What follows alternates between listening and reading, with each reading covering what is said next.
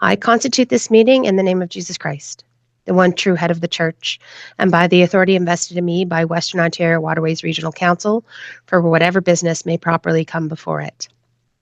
The bounds of this meeting will be the Zoom call and the Best Western at 7 Buena Vista Drive, Orangeville, Ontario, and Westminster United Church in Orangeville. I'd like to take a moment together to consider what has come before us. For thousands of years, First Nations people have walked on this land. Their relationship with the land is at the center of their lives and spirituality. We acknowledge that collectively we are situated on the diverse traditional lands of the Batuin, Anishinaabe, Huron-Wendat peoples, Mississaugas of the New Credit, Etowah-Ron, Anishinaabe, Haudenosaunee, and Anishinaabe nations. The people of the Three Fires, known as the Ottawa, Ojibwe, and Potawatomi First Nations, the Chippewas of the Saugeen Ojibwe Nations, and the Anishinaabe. We acknowledge the enduring presence of First Nation, Métis, and Inuit people on this land, and are committed to moving forward in the spirit of reconciliation and respect.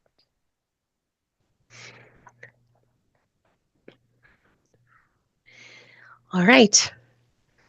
Well, I apologize in advance for any flubs that happen along the way. This is my first time sitting in this seat for these meetings. So we will move forward into opening motions. So my name is Terry Smith. Will establish me as the chair of agenda business as we go through this motion. So I'm just going to read the motion to you, the proposal to you. And what is an issue? The regional council must establish the procedures by which it will conduct business. How might the regional council respond to the issue? The regional council might adopt the following as a consent docket: adopt the agenda as circulated, and authorize the agenda and business committee to make any changes as necessary. Approve the minutes of the meeting of the 2025, 05, 02, and 3. Receive the minutes of the following meetings: the executive, and the dates are listed there, the Congregational Support Commission, the Pastoral Relations Commission, Discipleship and Justice Commission. Appoint Gary Clark as parliamentarian. Appoint Terry Smith as chair of Agenda and Business Committee. Name Phyllis Fleming to serve as Equity Support Team member. Name Stacey Morton and Jane Sullivan as chaplains. Name President Rebekah Duncan as chair. Name President Rebekah Duncan, chair Agenda Business Committee Terry Smith, Executive Minister Mark Laird, and Recording Secretary Max Watson as the Agenda and Business Committee. Set the bounds of the meeting as a Zoom call and Best Western Orangeville, 7 Buena Vista, Orangeville. And make the designation representative from any United Church ministry other than a congregation which has been invited to become a community of faith by entering into a covenant with the regional council, a member of the regional council for this meeting. And this make all guests corresponding members. Set the deadline for new business to be submitted to the Agenda and Business Committee for 9 a.m. tomorrow, Saturday, November the 8th. Adopt the following method for dealing with proposals for action by the Regional Council. Step 1, presenter will outline what is the issue and suggest the ways in which the Regional Council might respond to the issue. Step 2, the president will inquire if there are any questions for clarification. Please note that this is for clarification only.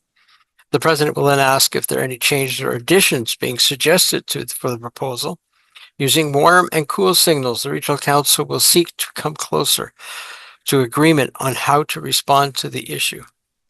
Step 4, once there is significant agreement, the president will invite the presenter to move the motion, at which point the Regional Council enters into the formal debate process.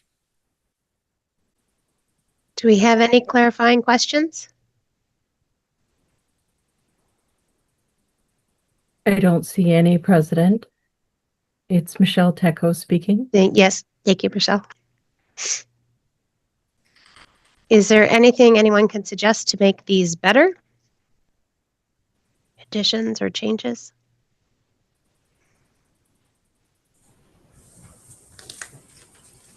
Diane Dick speaking here, Rebecca, and I'm just thinking about making it as accessible as possible when we say using warm and cool indications, which are signs that you have to look at. Can we change it somehow that we could just say if we're cool to it, or do we have to do that? How can we do that? I'm questioning. I don't have a suggestion. I'm just worried about that a little bit. We have a warm and cool poll that could come out. But don't you have to see that? Actually, see that? I believe that the screen reader should be able to read that so that they can respond. Okay, perfect. Thank you very much for that clarification. It was really a clarification I wanted, I guess. Anyone else, Michelle? President Rebecca, not seeing any right now. This proposal has been moved by Terry and seconded by Mark Laird. Okay, in which case I call for the motion. The motion, are you in favor of proposal 1? And the poll is open for another 40 seconds. Cheryl McLean, are you in favor of the motion? Yes. Thank you. I just figured out how to do it. Sorry. Thank you, Cheryl. Can I call for the poll to be closed, please? And the motion is passed with an overwhelming majority. So just as a reminder to folks that the deadline for new business is tomorrow morning at 9 a.m. And the information for where to send that new business is currently up on your screens. So you can either send it to Terry Smith, the Chair of Agenda and Business, and the email address is treasurer@calvaryunited.com. Or you can send it to Mark Laird, Executive Minister, at mlaird@unitedchurch.ca. So that's MLAIRD @united-church.ca.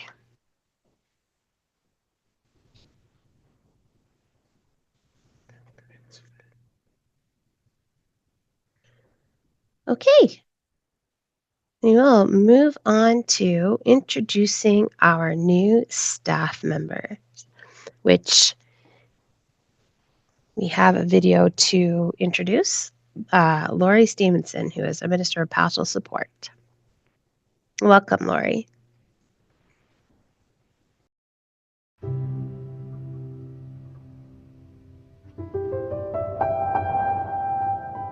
Hello, my name is Lori, and I'm so grateful to be able to introduce myself as your new Minister of Pastoral Support for Western Waterways, Antler River, and Horseshoe Falls Regional Councils.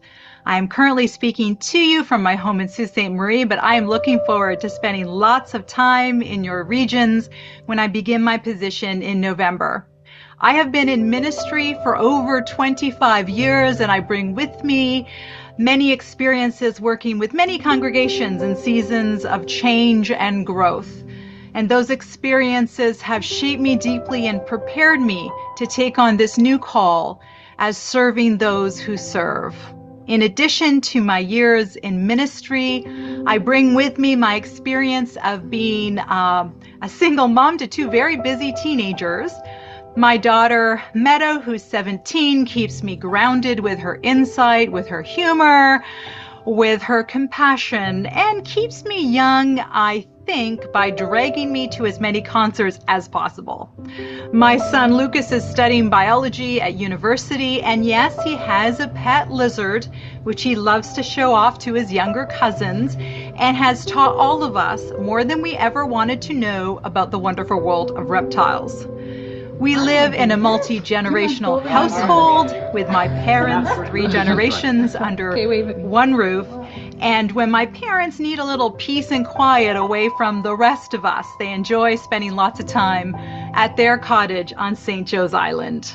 Now, life in our home is lively, and it is sometimes chaotic, but it is always full of love. And like many of you, my family story has shaped the way I have come to understand ministry as something that is always woven into the fabric of everyday life.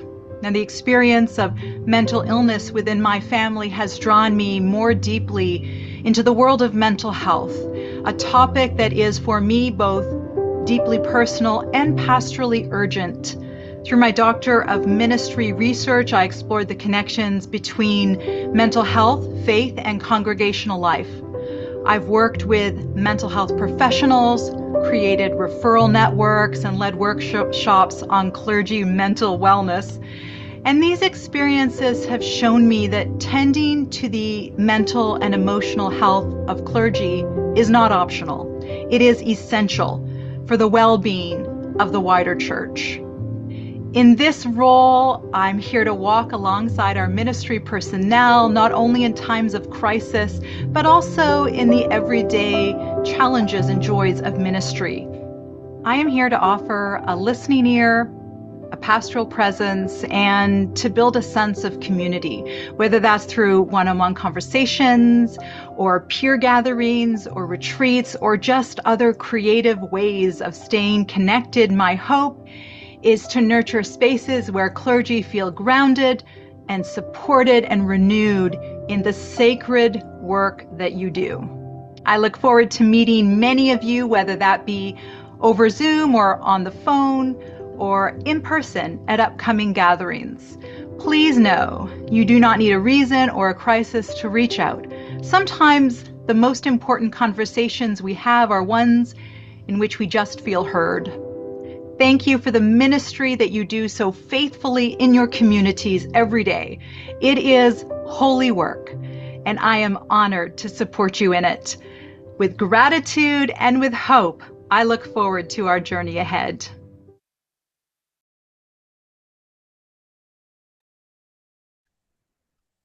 Well, Lori has completed her first week of work with us, and I'd like to invite her to say a few words personally.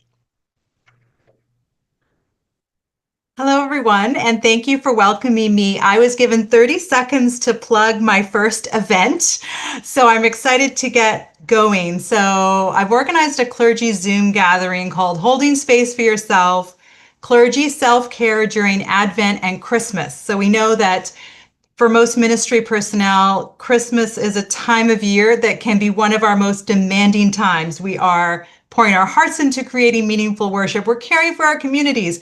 We're holding others together when we ourselves may not be a priority. So this is a 1-hour Zoom clergy gathering where I'm inviting you to come and join me for some gentle reminders, some very practical tools to nurture your own spirits in this busy season so you can serve with renewed energy and with health and with joy. And it's a chance to talk to some of your other colleagues in ministry, and it's a chance for me to start to put faces to names. So I really hope you sign up.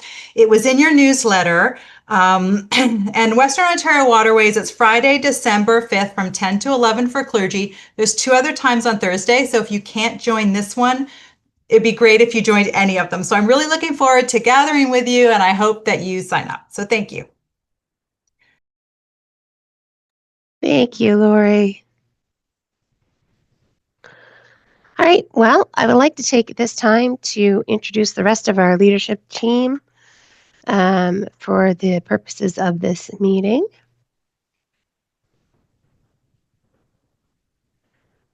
So you have myself, Rebekah Duncan. Sitting to my left is the Executive Minister, Mark Laird. Across from Mark is our recording secretary, Max Watkinson. To Max's left is the Agenda and Business Chair, Terry Smith. Gary Clark on Zoom is the parliamentarian. We have chaplains Stacy Mortson for today and Jane Sullivan for tomorrow. And I ask Stacy to share her contact information in the chat. There it is. Thank you very much, Stacy. And a special thank you to our tech support team, Michelle and John, without whom we would all be staring at very blank screens right now. For those of you who are seeing some of our screen hands go like this, for those of you who don't know, this is ASL for clapping and applause. So if you feel like you would like to clap for something and you are muted on Zoom, this is a very appropriate way to express that as a large group on Zoom without overwhelming the audio. We have already figured out when our next, hospitality, so important. Sorry, Heather. Hospitality is Heather Leffler. We will be hearing more from Heather as we work on some community building going forward. Our worship leadership team is past president Jennifer Irving, Aiden Lego. I don't actually know how to say his last name. Is it Lego? Yeah, Lego. Music by Nancy Detbarn and the Celebration Choir from Westminster United Church in Orangeville. Our equity support team is Phyllis Fleming and John Egger. I'd ask them to put their contact information in the chat.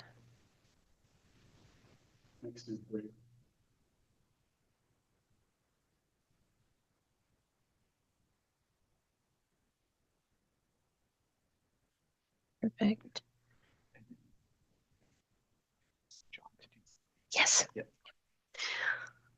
All right. At this time, I will hand it over to Phyllis and John to do our brave and affirm statements. Well, thank you, President Rebekah. Good evening, everyone. My name is Phyllis Fleming, and I'm a member of Western Ontario Waterways Regional Council as the representative for Grace United Church in Thornbury. Some of you may also know me as a licensed lay worship leader. And for the fall WOW Regional Council meeting, I am part of the Equity Support Team. The role of the Equity Support Team is to hold the Regional Council to account, bearing in mind the commitments to Indigenous justice and right relations, to becoming an anti-racist church and becoming intercultural, and living into and upholding our affirming ministry visioning statement. John, I'll invite you to introduce yourself as well before we go through the brave commitment. Okay, thank you, Phyllis. And yes, so John Egger, one of your ministers, social justice for the region, and serving today along with Phyllis to do equity support. All right, so I'm going to invite everyone to stay muted, but to say along with John and I our commitment to community safety. It is so important when we're meeting together to be brave by doing all of these things together. So we strive in this time of co-learning to be brave by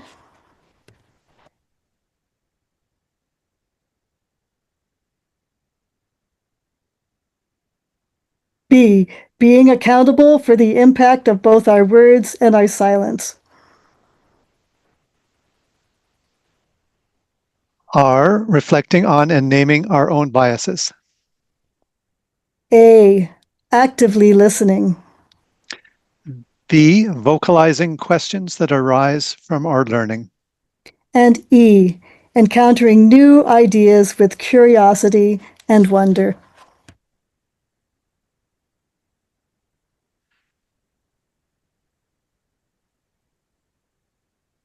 And let us join our voices together also to share in our affirming ministry's vision statement. Striving to be faithful followers of Jesus in our own time and place, Western Ontario Waterways Regional Council will continue to remove barriers to participation in the life and work of the Regional Council and Society, committing ourselves to be open to the Spirit. resisting all forms of oppression. We welcome and celebrate people of any sexual orientation and gender identity, and all others who are marginalized. The Regional Council, staff, executive, commissions, networks, and members commit to working toward fulfilling the vision statement by continuing to remove barriers to participation in the life and work of Western Ontario Waterways Regional Council. Continuing to remove barriers to participation in society. Committing to be open to the Spirit. Resisting oppression. Welcoming and celebrating people of any sexual orientation and gender identity. Thank you to all of you for committing to uphold these things through our meeting as you said these together with us as you stayed muted.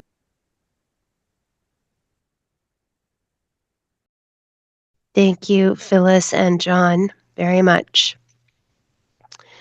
I know that you all have epic amounts of stuff spread out in front of you, and maybe some of you have a paper agenda, and maybe some of you have a digital calendar, but we have a save the date for you because we already know when we are hoping to have our spring regional meeting, and we get to do that in person. So our WOW Regional Council Spring Meeting is currently slated to be held on May 22nd and 23rd of 2026 at the Unifor Centre in Port Elgin, Ontario.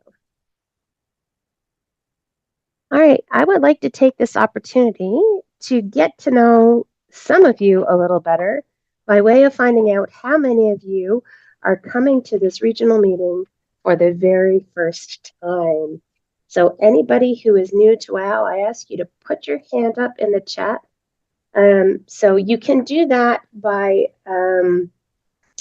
highlighting your react button at the bottom, and you can raise your hand, or if you put your hand up like this, your computer should recognize that your hand is up and it will show it on your little screen like a little hand icon.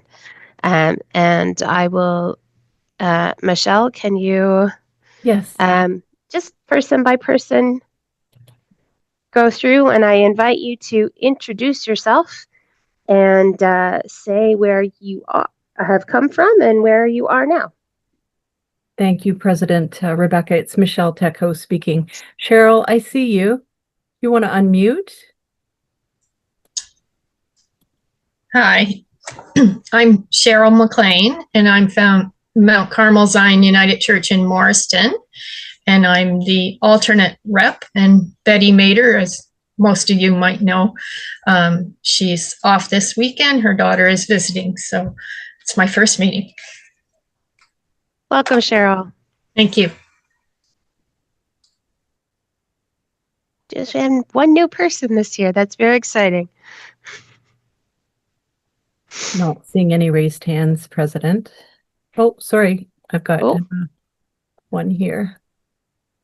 Young CO, do you want to start your camera? There we go. Hello, everyone. Nice to see you. Yeah, nice to meet you. I just, just recently started at Thamesview United Church at Fullerton. I don't know the south area, very close to Mitchell and St. Mary's and Stratford. I'm very glad to see you again this year. Hello, Young. It's nice to meet you. Meet you. Thank you. I'll turn it back to you, Rebekah. President Rebekah, thank you. Thank you. It is now time for us to move into worship. So I will put it into the very capable hands of Jennifer Irving. Thank you, President Rebekah. So together with Aidan Legault, who will be ordained tomorrow afternoon at Westminster United Church, we've put together worship for you.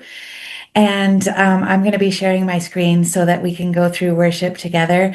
Aiden has recorded most of the parts that he's participating in this worship together. And I give thanks for Nancy Detbarn at Westminster United, who's the music director there, and the Westminster Celebration Choir, who will be leading us in our hymns. I invite everyone to stay muted, but to join together in singing and in this call to worship that I will start us off with. I'll invite you to read the parts in bold print.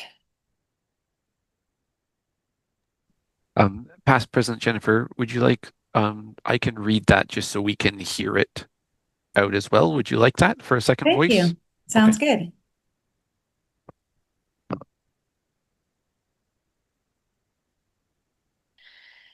This is God's world.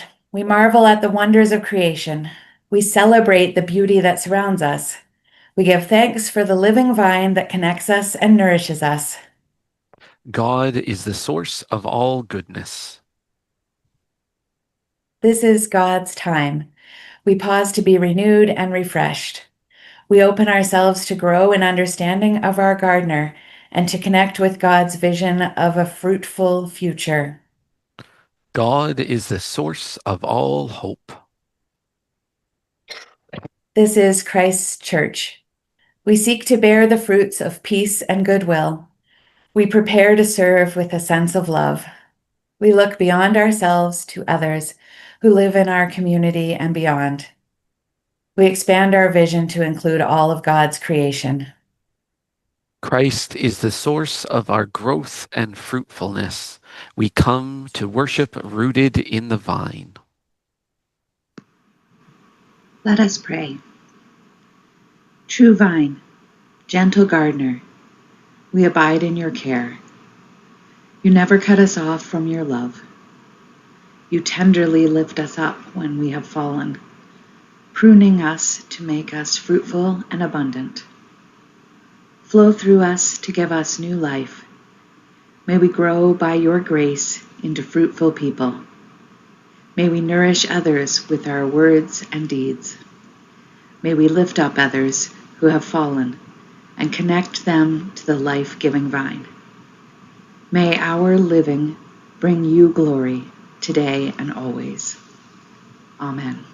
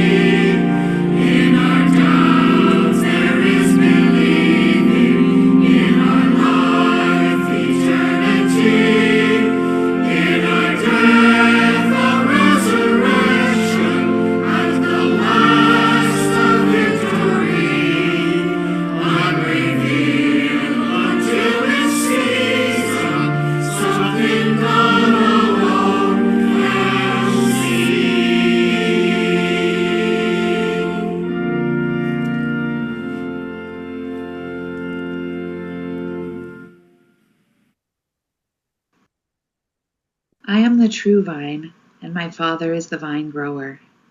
He removes every branch in me that bears no fruit. Every branch that bears fruit, he prunes to make it bear more fruit.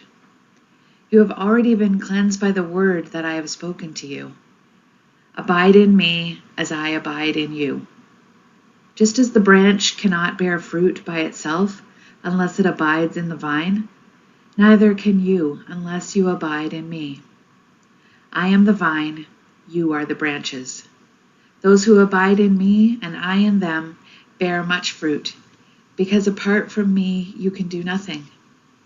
Whoever does not abide in me is thrown away like a branch and withers.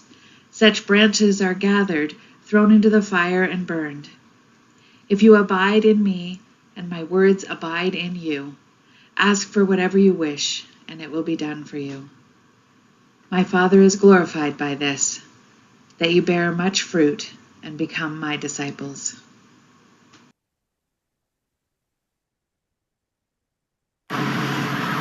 Well, hello, everybody.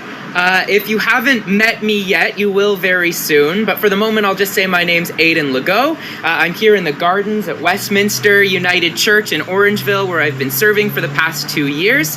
And I am delighted to be joined right now by Cheryl Curtis, who's a member of Westminster and one of the volunteers for the Garden Transformation Team for the project that's going on here, converting a lot of our green space into food gardens. I thought it would be great to talk to Cheryl today, given that our theme for this weekend, the President's theme, is growing our communities. And this can be a bit of a complicated theme, I think, at this time of the year, in this particular part of the country, where it doesn't seem like things are really in a growing phase anymore, where the autumn's here and winter's on its way, and maybe what growing, either in our gardens or in our communities, looks like is a little different than maybe we often imagine it to be. So I thought now was the time for us to talk to a gardener about what this time of year looks like for us. So Cheryl, I want to ask you, what does this time of year look like in a garden? What does it look like in this garden? It is a busy time. So after we've finished doing all of the picking of herbs and all of the fruits, everything that we can do some canning, preserving, drying, freezing, giving away, all that has finished. And now we are preparing the soil for the spring. So everything that we have done, especially today, is layering, good compost, good mulch. We're protecting plants that need protecting, cutting back plants that need their energy preserved. We've pruned some of our trees that had some dead wood on it that needed to be taken away. The danger is if you don't, that piece can come away in a storm but take more of the tree than is necessary. So there's careful things that happen this time of year, trying to leave a bit of the beauty, and very importantly, thinking about what we leave in the seed heads for the birds to eat over the winter as well. So it is a four-season garden, maybe just not for the humans. That's really interesting. I think often like the image that we have of gardens that we really like is of that summer garden where it really feels like it's for the humans, where things are green, where we just have to reach out to grab a piece of fruit or to grab a vegetable. But I suppose it's interesting at this time of year and on this weekend to reflect on how that half of gardening requires this other half that you're working on right now, the half that is all about careful and sometimes difficult planning, about spending a lot of energy on tasks that in the moment might seem almost thankless, but that is so important for the health of the garden that is to come. Yeah. Right. Yeah. There's also the reality that we've been assessing our experiments. We have some highly skilled folks that are part of our team, credentialed and all, but we're still experimenters, still trying things. So we determined today that a couple of our experiments are not to be repeated. We learned that wasn't the right place, that wasn't the right amount of light. So by doing things, you also learn, you test, And then we had some great experiments that will help us flourish in the garden next year. Somebody was asking me this morning as I was digging away in the soil, was it a little too cold for gardening? And I said, as long as I could get my hands dirty, then it's a good day. And she goes, yes, that is the work of a gardener. But the other work of a gardener is hope. Hope goes into your planning. It goes into all of the steps that you do to prepare for the next season. Hope is the piece of work that goes into the last of your pruning, that it will have been the right cut at the right time to help that tree, that shrub flourish. That's a really, really beautiful image, I think, for all of us to be carrying with us as we do the work of the region, as communities across the country are doing the work of the church, that there is hope in a moment like this, even if it's a time that requires that kind of pruning, that kind of careful and often difficult planning. It is all done in a hopeful and almost excited spirit. We know and we trust that even though we may be in a time of the year when fall is here, when it can feel chilly, when it can feel a bit laborious to be getting our hands dirty, we believe that God is still bringing the summer, that the summer is already on its way for us, and that there's still life in the church. Maybe the garden next year won't look exactly like it did this year, but the work that we do now is in preserving and preparing and readying ourselves for a new kind of flourishing that we really do believe is already on its way for us. We have a small piece of work in that, but all of the soil, all of the in the earth crawlers, the birds, the pollinators, they work alongside us. We have a tiny role to play in that flourishing. And I think the same is true in life, that there is so much more that goes into the efforts we make in our ministries, that there are just moments of just deep grace that help us all to flourish. That's awesome. Thanks for Thank visiting you. the garden. Well, and thank you. Do you guys want to come on in here for a second? Come here. We'll say hi to the regional council. Thank you to Cheryl. Thank you to the garden volunteers for your work today. I might have photobombed this earlier. That's okay. But thank you so much, everybody. It's there. It's such a pleasure to get to share this with all of you. Blessings on the work that's ahead of us. Blessings on the gardening that we're doing. And may God continue to guide us in our work together. Amen. Good. And then here are just a few images of those gardens as they get prepared for fall.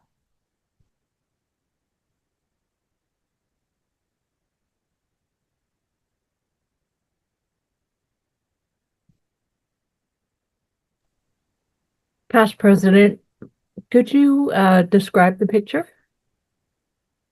I was gonna try, but I'm not very good at describing garden stuff because I'm not very gardeny.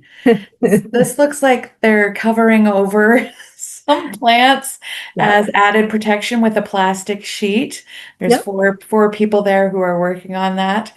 In the previous picture, there were a couple of men standing by a woman, and the men are both holding some kind of a plant that looks like it has to be pulled up in the fall so that the bulbs won't freeze and they get stored somewhere and then replanted in the spring, is my best guess for that. It's garlic. Oh, it's garlic. Oh, they're gonna eat it then. See, what do I know? Braided garlic. They braided some garlic. There we go. See, I told you I'd be no good at that.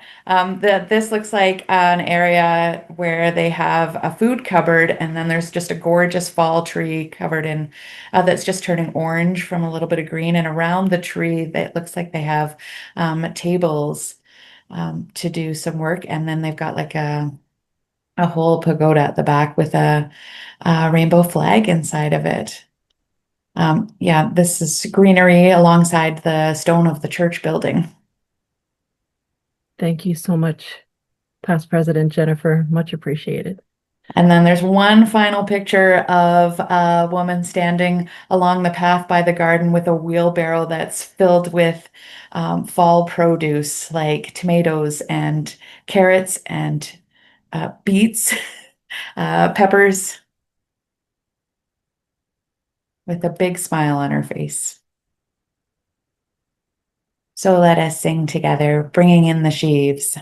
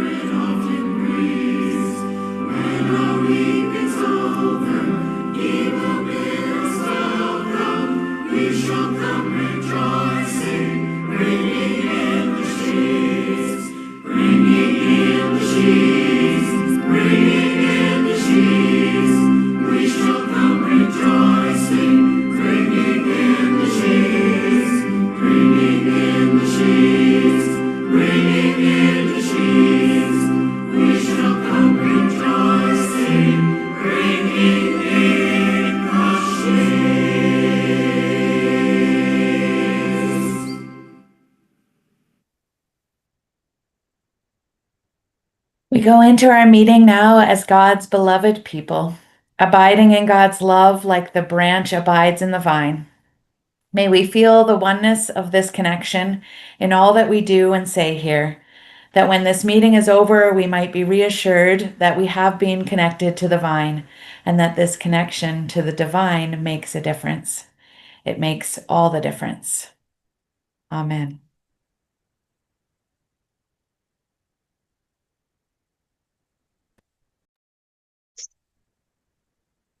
Thank you very much, Jennifer and Aiden, and all of the folks that you had help you with that wonderful service. That was lovely. I forgot to thank my daughter Alindra, who put together the videos so that all the hymns would have words to them that you could follow along. Oh, thank you so much, Alindra. I know how much work that is. Tell her we said thank you very much, Jen. So moving on from worship, we're moving into our pastoral relations, and I would like to hand it off to David and McCall. Good evening, President Rebekah. Is McCall in the court? I am. Oh, excellent, excellent. My apologies, Jennifer. We're not having Harry singing in this presentation. So, you know, we really struggled with that, but there were some important things that we felt that we really should be having a conversation about. Now, I need to technically know who's running the slideshow. It is no secret. Oh, Harry. For those of you who are new to the region, this is an inside joke. The last two presentations of the Pastoral Relations Committee have had Harry doing musical accompaniment. So you got it. There you go. just for our past president. Pastoral Relations Commission is probably it's a very active and I have to say very convivial group. We do a lot of important work around pastoral relationships, making sure that congregations do have ministry personnel or supply in place. The only time we deal directly with congregations is through the pastoral relationship.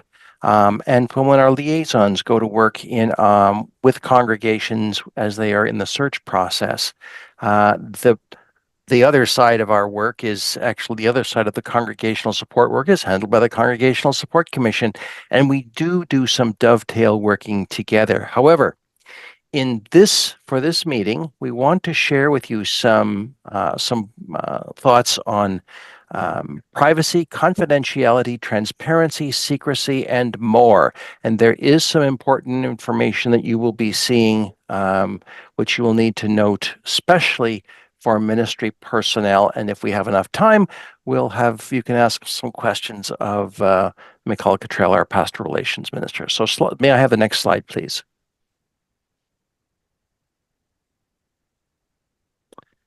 Michael, what is privacy?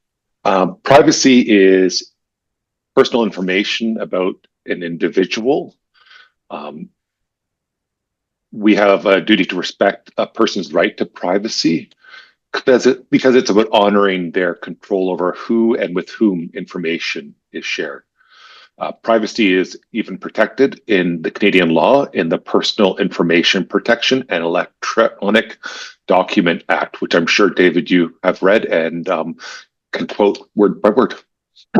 I can't, Nicole. I just know that if we don't follow it, we're in serious difficulty. But what is some of the information that is actually covered by that privacy legislation? Yes. So I'll talk about some examples of privacy as a whole, and then that as well. But examples in your community of faith around privacy is that personal information shared by a lay staff member or ministry personnel with the Ministry Personnel Committee is private. So, for example, a staff member may share with the Ministry Personnel Committee that they're going through some difficult stuff in their personal life, and they want the M&P committee to know, or the M&P chair to know, or their liaison on the M&P committee to know, just in case they seem their work is a little different at that time. That's private information. It's being shared with the expectation it's going to be kept and held in trust by that individual. Social insurance numbers collected in order to issue T4As, for example, for licensed lay worship leaders or others who are providing pulpit supply. That is personal information. So you should also care about how it is stored in your church as well. Is your computer password protected? Does the church have the login information in case the administrator leaves or a treasurer leaves or is no longer staff? How do you protect that private information? One of the ones that we often may not think of is that under the Personal Information Protection and Electronic Document Act, which you have memorized, David, is that salary falls under privacy regulations in Canada. The decision-making bodies have access to the information and should know the information about salary in order to make informed decisions, but it's not made public beyond those bodies. So, for example, some churches do post their minutes to their website, and if you do that, it should not include private information, such as salaries. Now, we'll come back to that one because there is some direction from the General Council on that, especially for church treasurers as we go into annual reports. But let's move on to the next slide. Confidentiality. Now, what's the difference between privacy and confidentiality? So where we see the biggest difference is when you start getting into meetings, for example, in the church. Confidentiality is when there's information gained in private discussions, and we are to care that it's not disclosed to others inappropriately or out of context. Understanding and a commitment to confidentiality is necessary for many groups in the church, including the ministry personnel committee and governing bodies. And one of the ways you can do that is through confidentiality agreements. All of the members of our Pastoral Relations Commission, all of the staff of the Regional Council sign confidentiality agreements, guaranteeing that the private information that we receive will be held in confidence. It's about ensuring that what's said in the group stays in the group. And when we enter into confidential conversation, it allows us to speak freely about private issues, but knowing that there's the safeguards around that it's not going to be shared widely. That also comes into a discussion within pastoral care committees. I've been in ministry long enough to remember the days when someone went into hospital, that would be reported in the church bulletin. Not anymore. You can't do that. And you've got to be very judicious around maintaining that confidentiality, because to go back to the privacy question, if someone is in hospital, they have control of their information. Yes. And you cannot share that information. You can say so-and-so is in the hospital, but that's all you can say at the very most. And even that should be kept within a pastoral care committee. I've heard it said that the only thing that is faster than the speed of light is church gossip. And that's not confidentiality. And so good practice with that is if you're ever unsure about what is private, what is confidential, ask the person, let them decide. So when I do hospital visits, when I was in congregational ministry, I started making a practice of saying, if people ask, do you want me to let them know you're in hospital? Or what would you like me to let them know or not know? And then it allowed them to be the ones who, it's their information to share. It's private, but do I have permission to share? Because people might be holding them in prayer. And if the answer was no, then I didn't.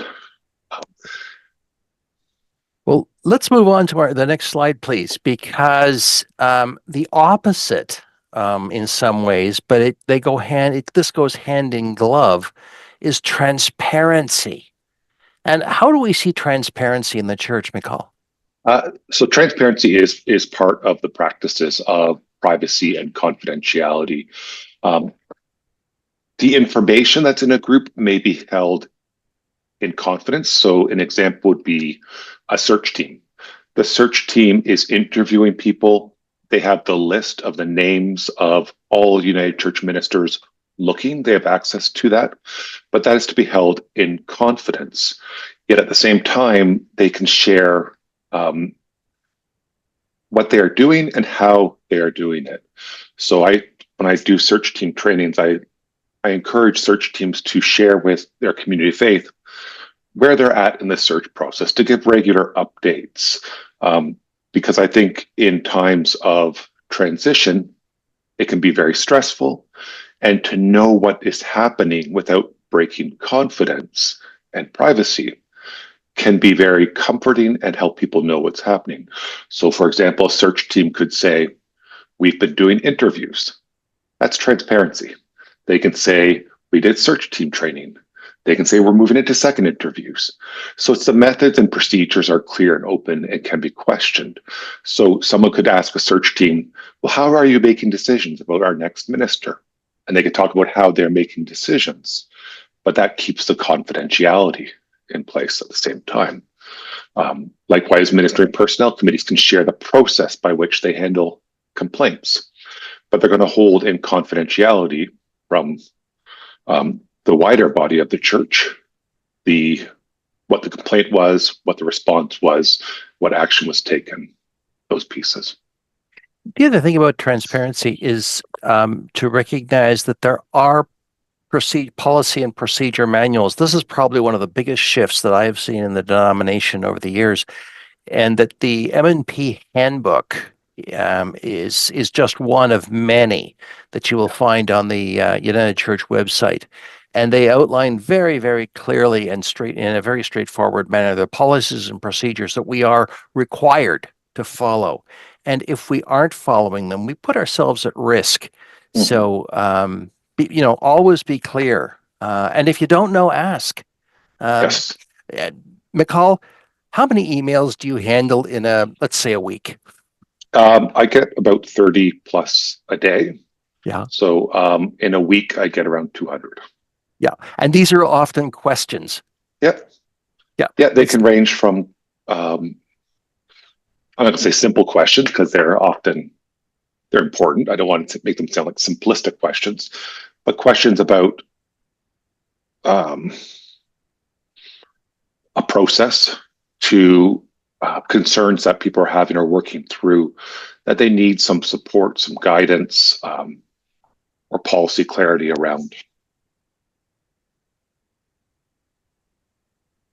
Yeah, it can be consuming, but at the same time, you are always there to answer questions to the best of your ability. Yeah, and it's actually an honor to be able to share in this ministry and to come alongside the leaders in our church.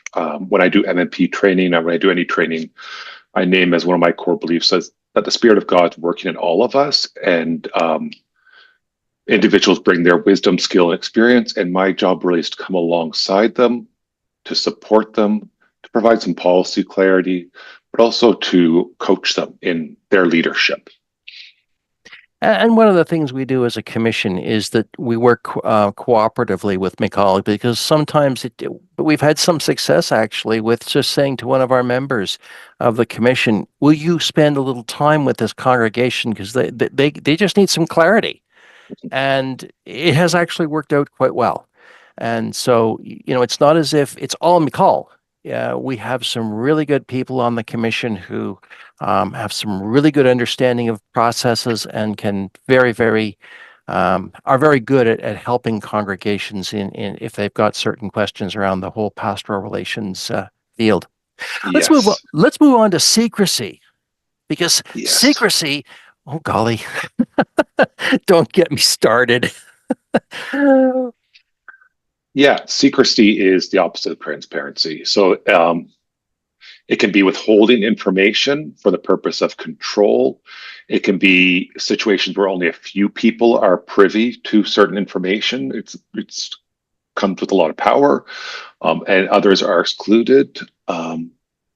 Whether or not the information could potentially affect them. It's the opposite of transparency, where the process is open and clear. Confidentiality is still held. Secrecy is about control, and select people have information. And there's no transparency around how are decisions made. Yes, and I would say that if secrecy is the operating methodology within a congregation, that deserves attention. And there are ways that you can begin to address that, but just to know that you're not alone in that work. For sure. Let's move on to the next slide, please. Why does confidentiality matter, McCall? Yeah, so beyond the legal requirement to hold, to care for people's private information, it is about respect. It's about respecting each other. It's about handling sensitive information well. It's about the work of care we do and the tending of relationships in the church. When I train MMP committees, I keep circling back to that. The work of the MMP committees, just as the work of all in the church, is about worship. It's about the work of the church, but it's also about tending and caring for that relationship. Breaking confidentiality, sharing private information is damaging to relationship, and it can be restored, it can be worked through. But if it keeps happening, it does deteriorate relationships. It it can cause people to be guarded, to not bring their full selves, and that includes not sharing their gifts, their skills, and their needs in a church as well. Those things that make the community part of church deeply sacred. And it applies to governing bodies as well as Yes. M&P committees, because what we're saying about all of this applies equally to all governing bodies within the church. Let's move on to the next slide, please. So what are some of the tools that we can use, Mikal? Yeah, so one of the tools that we can use is confidentiality agreements. And in the Ministry and Personnel Resources, there is a sample confidentiality agreement, and that could be adapted for bodies like the governing body as well. There is something to having a piece of paper or some other way of verbally sharing and verbally agreeing to something. So whether you sign or verbally name the upholding of a confidentiality agreement, there's something in that act that makes it more embodied in some ways, and also a common understanding. So whether or not you use that tool, it's important for governing bodies, it's important for M&P committees, it's important for pastoral relations committees, like you mentioned, David, to talk regularly about confidentiality and what is the expectation around that. Because a place of conflict that can happen is when two people or groups of people have different expectations of what confidentiality and transparency and privacy will mean and how that's handled. What about the Committee of the Whole? That's not something we're all that familiar with in the United Church. Yeah, so Committee of the Whole, sometimes people use the word in camera for it as well, is a process wherein in a meeting, you move to a more confidential form of discussion. So Committee of the Whole would happen, for example, an M&P committee needs to raise about ongoing concerns that they've tried to handle but have not been resolved around, I'm just going to use an example, a lay staff member. So I'll name the custodian. Let's say the custodian, there's been problems with the custodian, M&P's been trying to handle it, and they have to bring it to a conversation of the governing body because the governing body is the employer. So they bring that discussion, and what can happen is moving into a Committee of the Whole. So a member would vote to move into the Committee of the Whole, and when that's approved, it is a confidential and sensitive, it's for when a confidential or sensitive subject needs to be discussed. And you're allowed to speak more openly. Minutes aren't taken during that time or notes by people. And you talk through the situation. You plan out the direction that's going to be happening. And once that kind of decisions around where it's going to go, there is the motion to move out of in camera or the Committee of the Whole, and then a motion can be made around that discussion. So the motions cannot be made in the Committee of the Whole, but it allows for that deeply sensitive information to be talked about. And for example, in a disciplinary issue, you may there may be some stuff that you don't want minuted, but needs to be discussed there. Sure. Let's move on to the next slide, because this is something that we perhaps haven't thought it was confidential, but it is. It's private. It's covered by privacy legislation, and that is our salary information.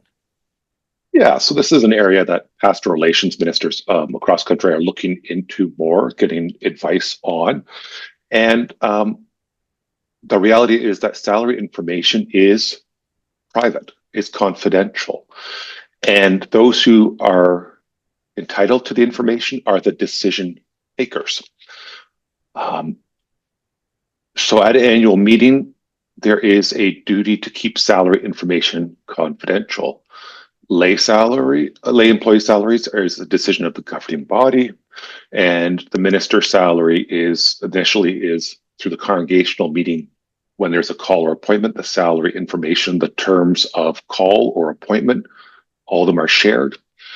But in the annual meeting, one of the best practices named by the financial handbook is to, when possible, combine staff salaries and benefits, so that I know there's some churches where you've got one lay staff member and you can't really tuck it in, but that way it is helping to ensure people's privacy around salary.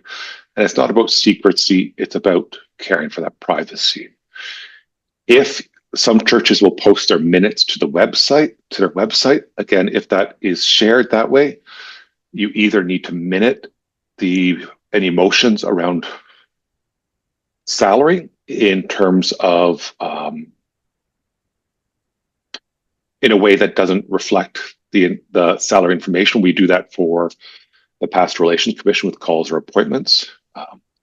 We read the numbers, but our motion doesn't include the numbers. Or then minutes need to be redacted if they're going to be put into a public setting. So that'll be the subject of further documentation in the near future, I understand. Is that right? That's right. I'm going to be working on that a bit more.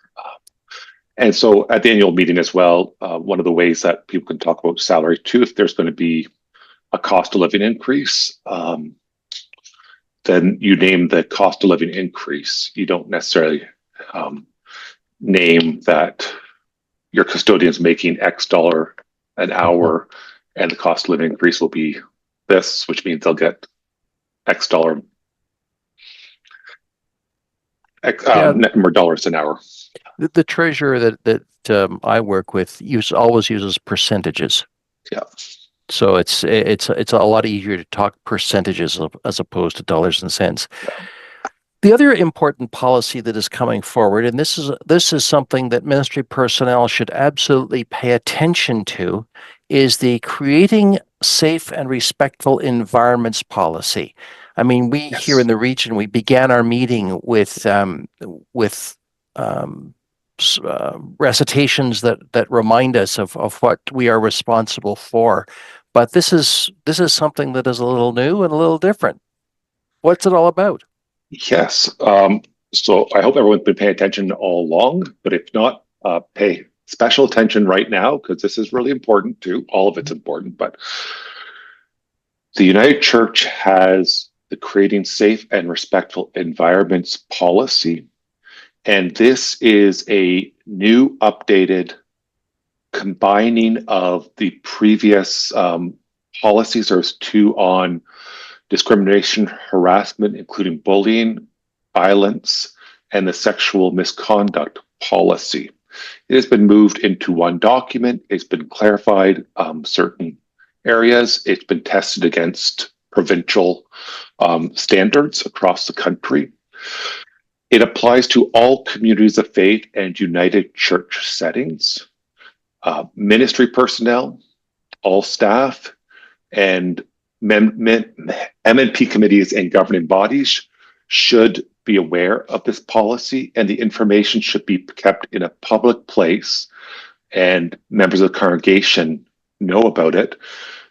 And it applies not just to those who share to members and adherents, but to anyone who takes part in the life of the church or faith-based setting. So if someone comes to a Bible study from the community, this policy applies to them as well, because they're sharing in that.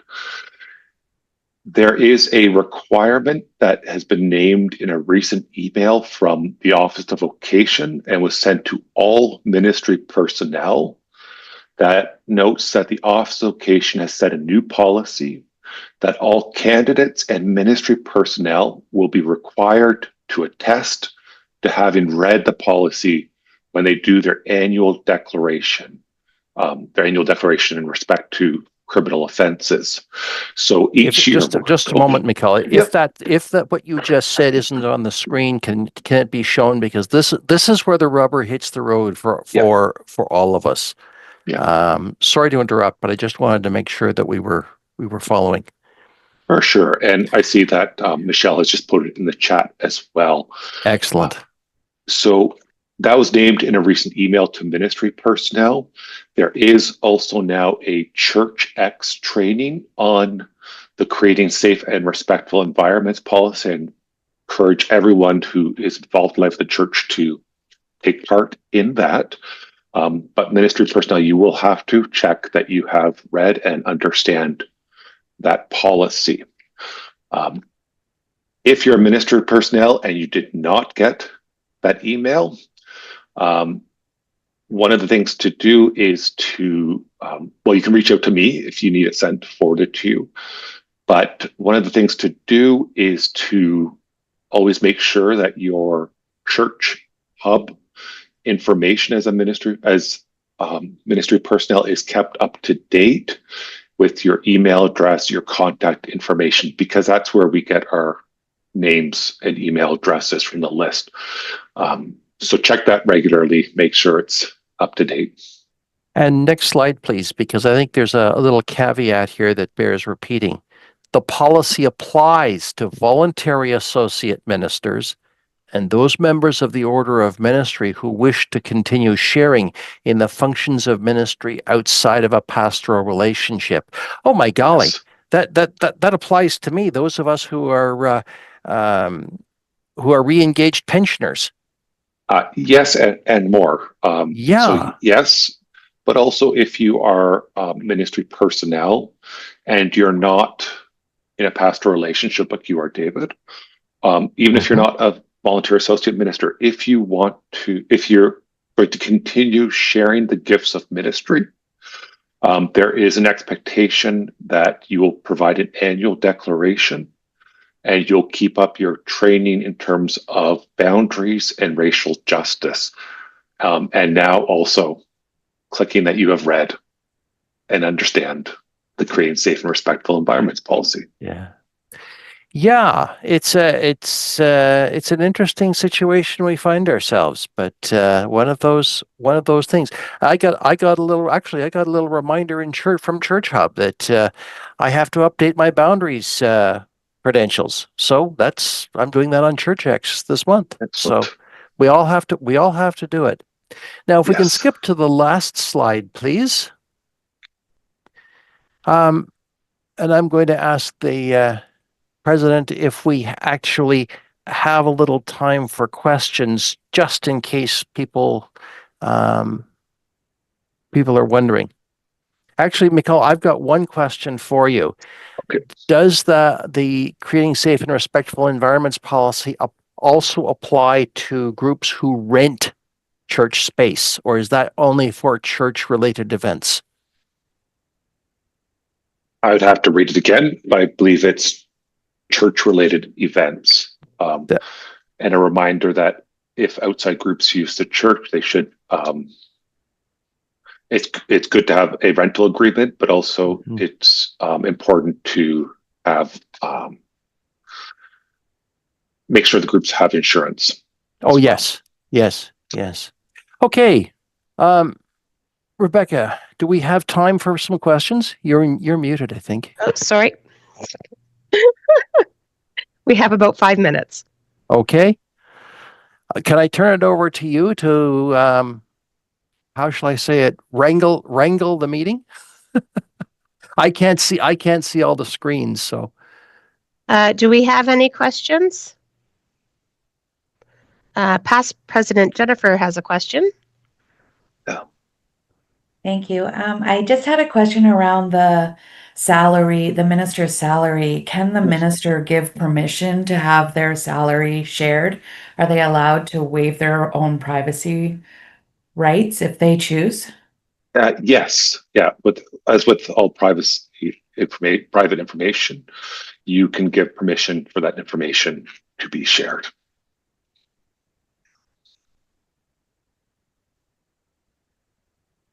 We have any other questions?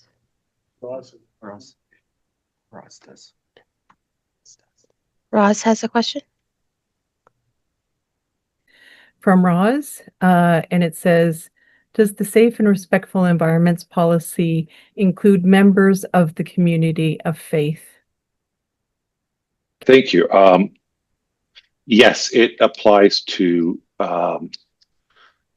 not only is it the expectation that ministry personnel and staff and the leadership of the church will care for that, but also those who take part in the life of the community of faith, members, adherents, those who attend community faith events, or I should say, I'm using the example of community faith, but it also applies to United Church settings like camps and the regional council office, different places. It also includes those who take part in that there is the expectation they will also abide by the safe and respectful environments policy. And if they don't, it lays out who's the responding body, who receives a complaint, and how it's handled as well. Does that answer your question, Roz? I see Roz nodding and a thumb up. So excellent, great question. I was particularly concerned about bullying because oftentimes, in situations of conflict, sometimes members don't behave that well, and wondered. I also think it'd be a really great thing to have publicized somewhere. Is that possible? That the council knows at annual meeting, this is in the annual reports for the congregation, so everybody's on the same page. I think it's really a great idea. For sure. Yeah. So, we can do the regional council, advertise it, but if you're a private church, let your church know in your report to them about this policy. And I know a practice of some boards is to look over policies every year, every couple of years. And so this would be one that when new members come, you share with them, you possibly even review it every year. One of the things I did forget to say is that some churches do have their own policy around violence, harassment, and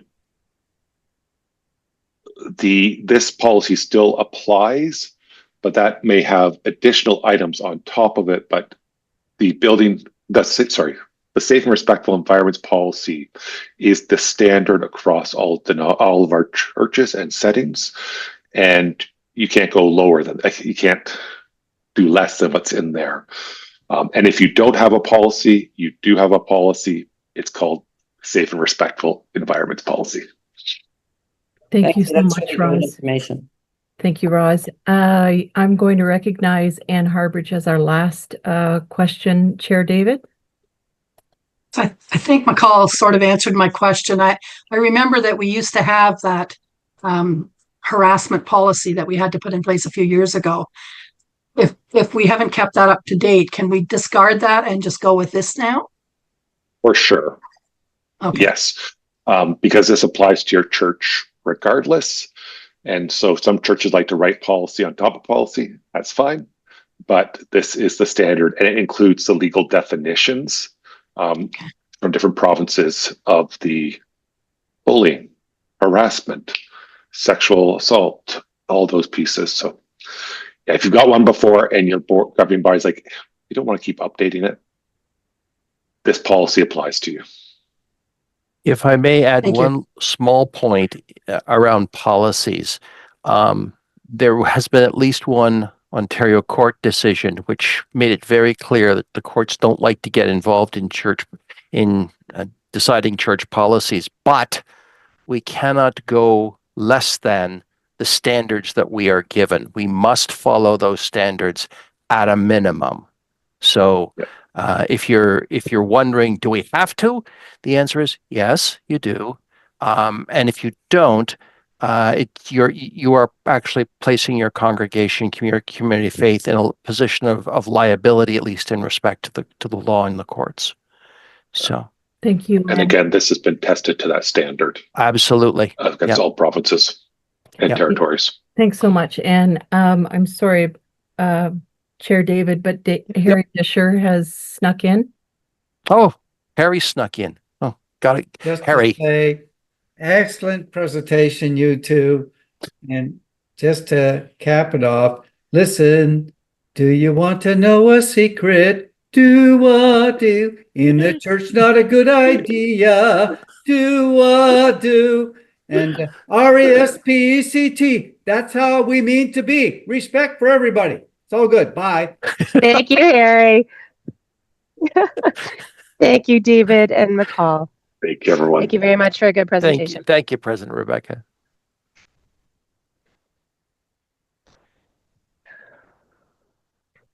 All right.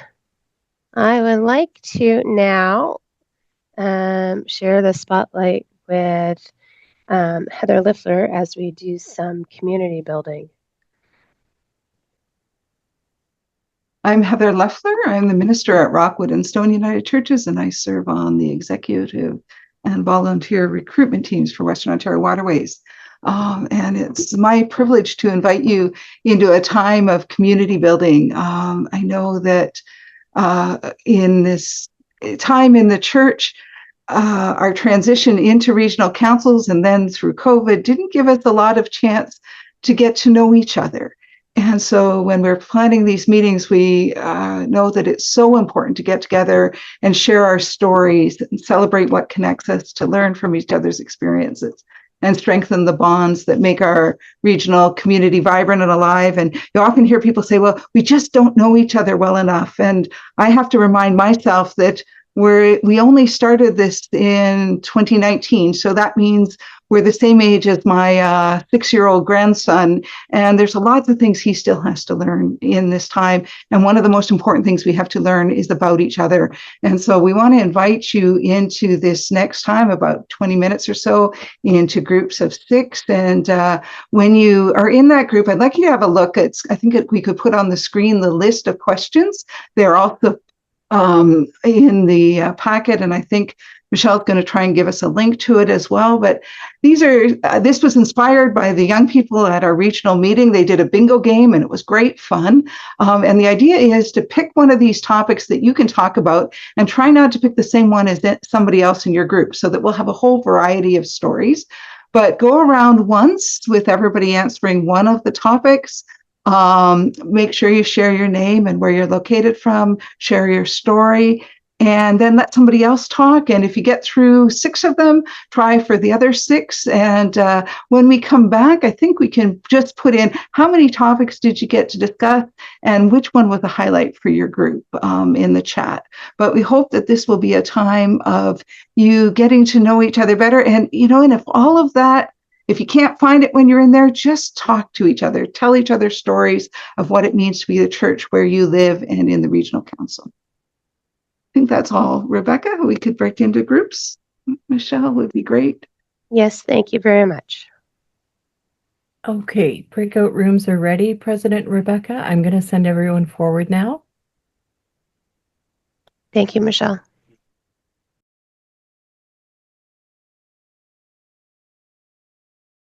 President Rebekah, we have all returned. Hello, everybody. We have a few minutes before we come to the end of our time together tonight. We can't post responses in the chat because that will overwhelm our screen readers, Heather, but if we want to take a minute or two, if folks want to put up their hand and share a highlight, we can do that. I could start while people were thinking. In our group, we had the privilege of Stacey Mortensen reading Psalm 139 to us, with putting our names into the psalm. It was an experience that she'd had and she shared with us, and it was very meaningful. Norm? In our group, we had actually 3 LLWLs. So obviously that sort of set the the flavor for the discussion, and just realizing how much further and more meaningful we get when we just go with the flow and deal with the different angles that is being, the different curveballs that are being thrown at us, and we could write a book about it. Thank you, Norm.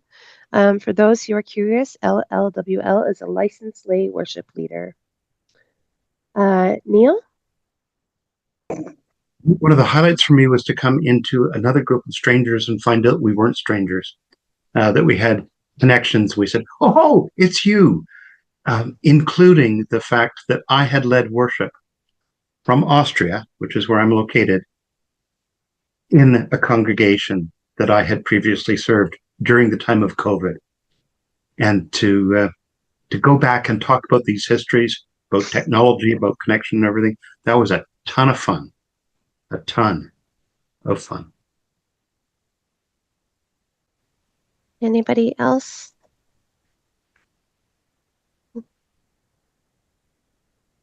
My name is Arthur Hills from Emmanuel, Waterloo. Yes, hello, Arthur. The one thing that we have done just recently is became our outreach program has became a United Church ministry, an incorporated ministry.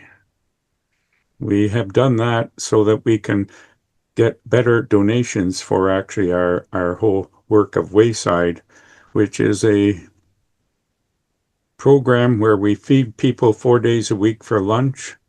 We give out food hampers 151 day a week. And we have a clothing depot, we have shoes, we have a seniors chair yoga. That is all covered under this Wayside. And we have just recently, as they say, became an incorporated ministry with the United Church. Wonderful. Thank you very much, Arthur. I think that brings us to the close of our community building time for today. And we are at the end of our day. And I would like to take a minute to offer up a closing prayer before we head off into whatever calls our attention next. And so we pray. Holy Gardener, thank you for guiding us through today's portion of the fall meeting of Western Ontario Waterways Regional Council. We prayerfully move through this time of change that is integral to growth, even as it seems all things around us are getting ready for a rest. It is with tremendous gratitude that I lift up all those in attendance at this meeting and those who work to support the function of the meeting. Blessed be our time away from one another. May our rest be sound and deep, so that we can join back together in the morning, fresh and in good spirits. We take a moment to pray for all of those who could not join us, regardless of the reason, and for one another as we do the work of our church. God, hear the prayers of our hearts, minds, and spirits, and in your grace, answer. May we go from this meeting tonight, knowing that we are your beloveds. May it be so. Amen. All right, folks, I will see you back here, fresh, bright, cheerful, with giant mugs of coffee in hand, or 9 a.m.